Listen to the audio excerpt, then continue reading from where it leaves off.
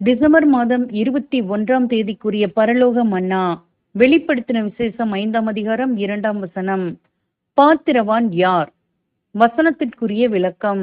யூத ராஜ சிங்கமான இயேசு கிறிஸ்துவின் மூலம் முத்திரிக்கப்பட்டவைகள் வெளிப்படுத்தப்பட்டு அதை வாசித்தறிய பாத்திரவான்களாய் தேவனால் நாம் அழைக்கப்பட்டிருக்கின்றோம் என்பதை உணர வேண்டும். தேவ திட்டங்களையும் கட்டளைகளையும் காணவும் விசுவாசத்துடனும் கீழ்ப்படிதலுடனும் அவற்றை அறிந்து நடக்கவும் பாத்திரவான்களாக அழைக்கப்பட்டுள்ளோம். சில காரியங்களை மட்டுமே நாம் சத்திய ஒளியின் மூலம் காணக்கூடியவர்கள் என்று நம்மை குறித்து பலவீனம் உள்ளவர்களாக எண்ணாமல் சகலத்தையும் நாம் அறிய பாத்திரவான்களாய் அழைக்கப்பட்டதை உணர வேண்டும். இவ்விதம் தேவனுடைய வெளியேற பெற்ற கற்கள் என்று ஒவ்வொருவரும் உணர்ந்து வைரக்கற்களைப் போல அழகாக சத்திய ஒளியை அநேகருக்கு பிரதிபலிக்க கூடியவர்களே வல்லமையுடனும் மகிமையுடனும் கிறிஸ்துவின் கூட ஆளுகை செய்ய பாத்திரவான்களாய் இருப்பார்கள். ஆமேன்.